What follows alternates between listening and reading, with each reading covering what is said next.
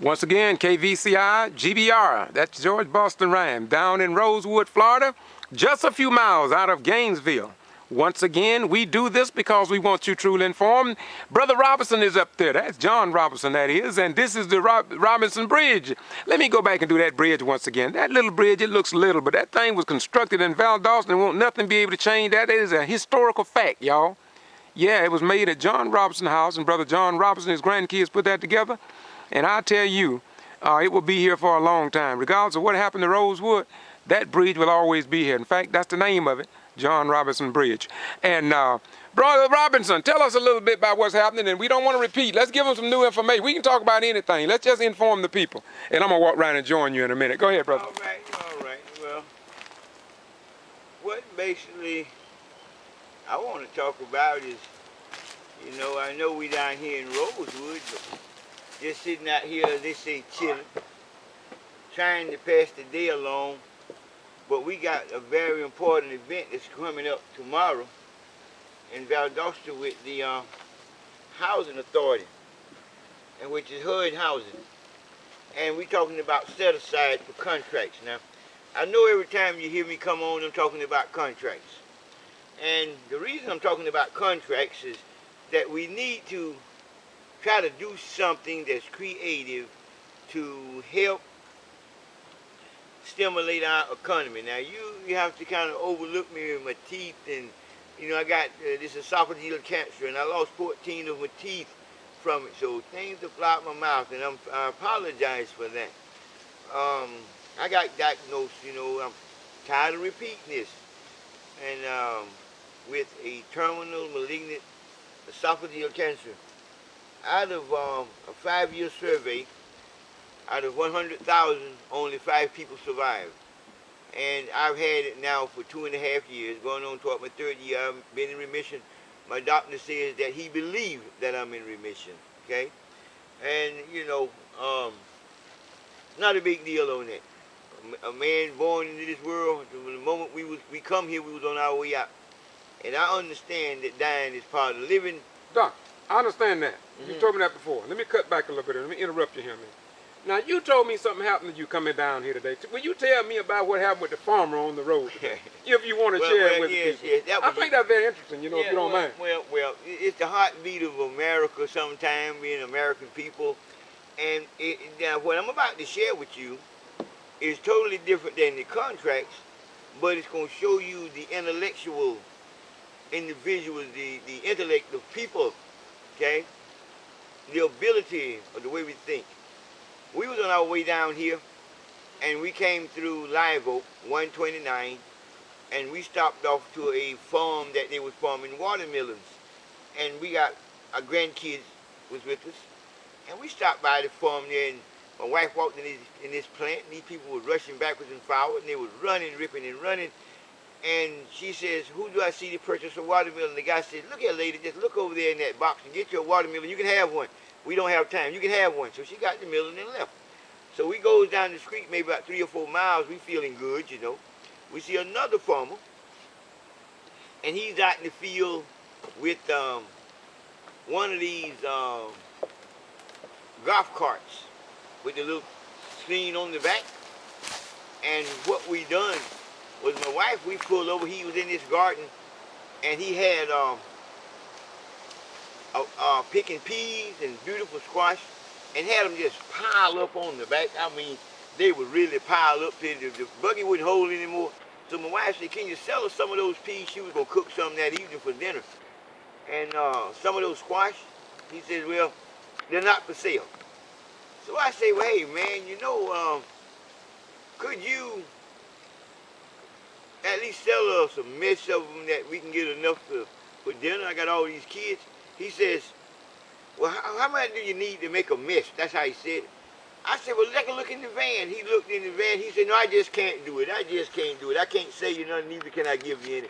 I just can't do it. And his wife says, go on and let him have some. That man dropped his head, never looked back up. You know, so one place stopped and gave us the melon. The other guy wouldn't even give us hardly the time of day. Wouldn't even sell us something out of his garden. You think he didn't like you because you got that white beard? I don't know what his problem were, you know, and really be honest with you, be really down to hardcore honest with you, he could keep his beans and his squash, okay? And I care less if he either gave me the beans or sold me not the first one, okay? But the main idea is that the way people think, and who do he believe that he's hurting? You know, when he lay flat on his back and look up toward this old cloudy canopy for the last time from a heart attack or just coming on laying down to get up out of here, he might realize that somebody stopped by. And what did you say you told him, Doc, when he got ready? What did you say you left with him? I just told him, I said, maybe he may have stopped by and you didn't even know it. I said, don't forget, maybe he stopped by and you denied him. Not saying that I'm him, but maybe his spirit stopped by. So, you see, my brother, these two examples is a demonstration of what occurs in the heart of man and in the mind of man, okay? The intellectual abilities that we have that lead our mental way of thinking, okay? You would dedicate your time to help people. Some people won't even speak to a person. This one guy gave my wife a million. The other guy denied us a bean. Okay? When we go in to sit down with our county commissioners and, yes, sir. and city council members, this is the mentality of the mental state of the mind of man. And this is what we have to deal with. So when we go to talking about equilibrium, okay, the scale of justice, the balancing of it, see how that guy says, you can have a million, so the scale tilted toward joy. Yes, sir. You follow me? And righteousness. Yes. So when this other guy says, how many do you need for a mess? You know, and I said, well, you take a look, and you be the judge. That's what I was saying. And he wouldn't even take the look, and he said, I won't sell you any, and I'm not going to give you any. I just can't do it.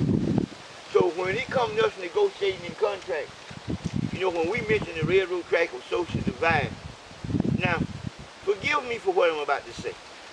I don't want nobody out there in this television land, this blog land, or the YouTube land to misunderstand this. Every time we go to talk about an issue, people go to saying we want to pull the race card. We get so sick of people telling us we want to pull the race card. You know, we sick of that. We go to county commissioners, not county commissioners, we go to city councils, and we get guys come up and say, don't you guys mention race? We never come in and mention race. We come in and talk about the problem that's promoted by racism. So his intellect telling him that he's reading the book wrong. His comprehension is off. It's bad. So we believe in meeting things as they are, seeing it as it really is, not looking at it, my brother, from a distorted point of view. A man you go into, you get out of your car at the supermarket, you hear a guy say, hey, what's happening, my nigga? You go into a place and you get in a cup of coffee, you hear a white guy walking, I'm just an old po cracker. This is the kind of stuff we hear every day out here.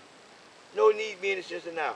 The educated man, the businessman that work downtown in the metropolitan area, of course, he do not hear that. Because his environment is a wealthy environment.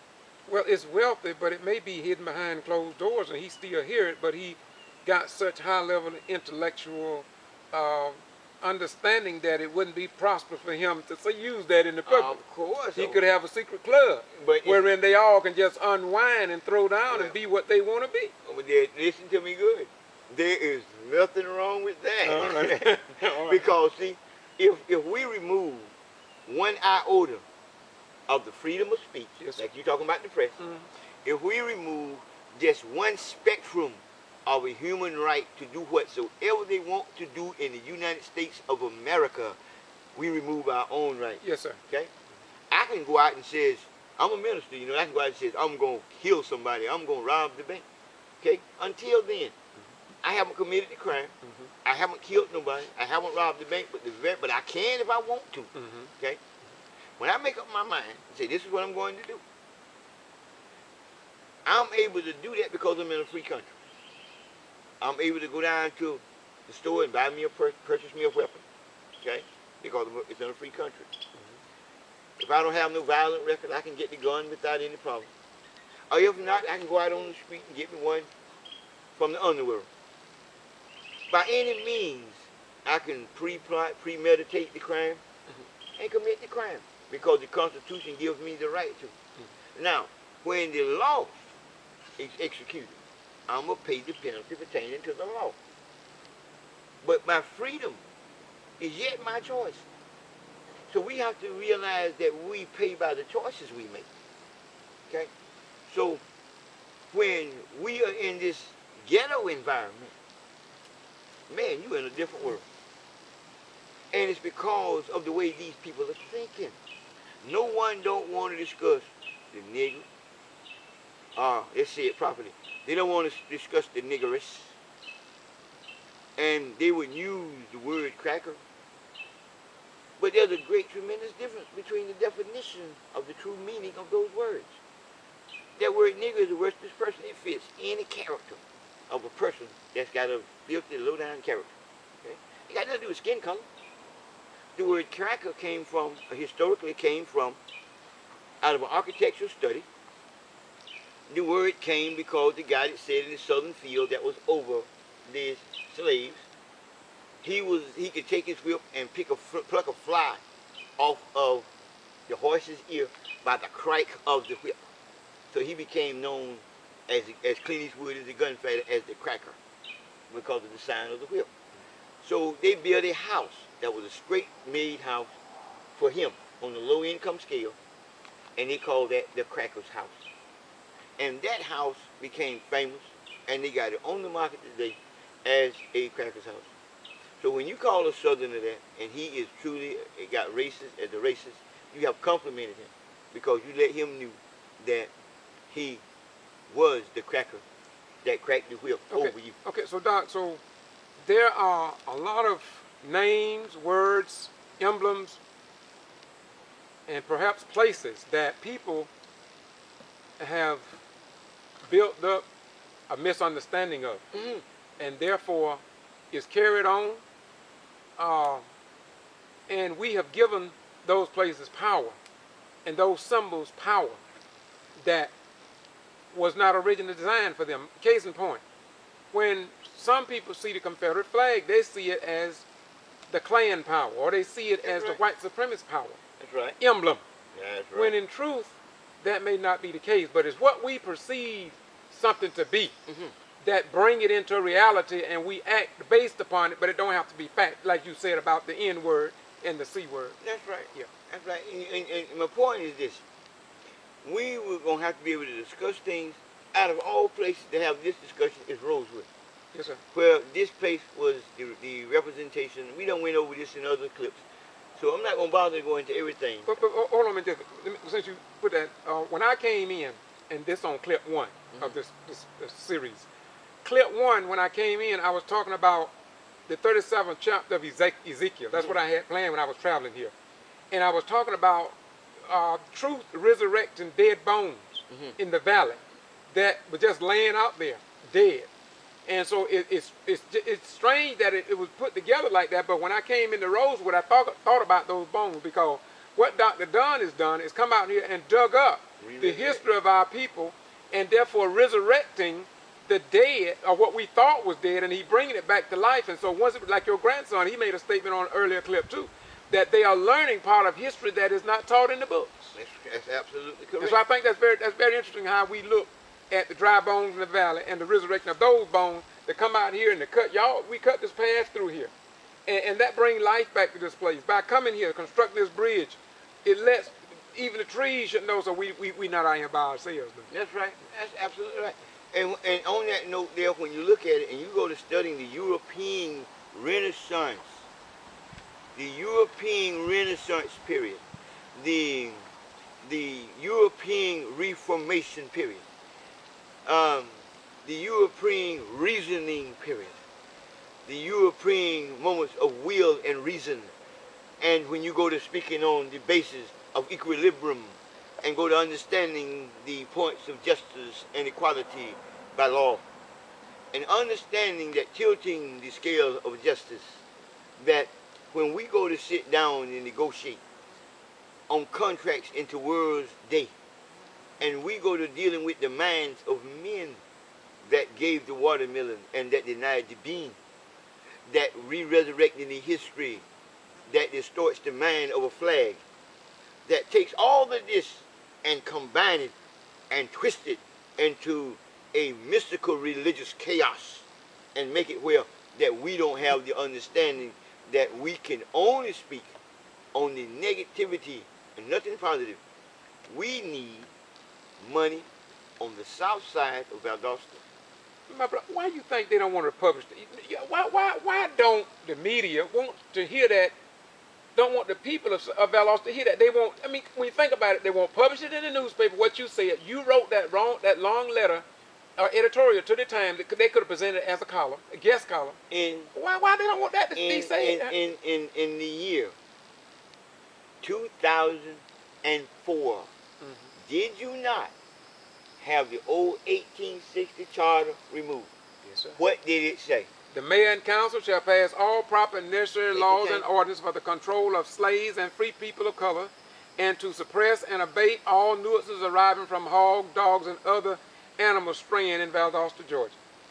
Now, ever since 1860, 1960 is 100 years, okay? From 1960 to 2000, I believe, would be how many years? A long time. Yes, sir. That's 140 years. Yes, sir. Okay? So, 11 more years, I'll put that at 150 to 51 years. Am I right? Yeah, 51, yeah. And Valdosta's anniversary coming up will be 51st anniversary. Am I right? Yes, sir. So ever since the founding of these 151 years, there have always been a white power structure in this city. Not one mayor in a city that's 58% black. Never a county commissioner, chairman either. No, sir. Now, if you go in there and you look at the wall, and you'll see everyone's mustache are twisted up, and you won't see a black face amongst those. Oh, how sad a scenario, my brother. When you really take a look at the support mechanism that they have for all of their businesses. I have to say their businesses because black folks, I'm black. I can't pretend to be a white man, so I can't even speak. How can I be something that I'm not? Hey, let's cut. Clip 4. Keep talking. We're going to cut clip 4. Then we'll come on clip 5. Okay? All right. Keep talking. Go ahead. I can't pretend to be something that I'm not. I am that I am. I was born black. And up to, I'm 57 years old and I'm still black. And I believe when I die, I'm going to die black.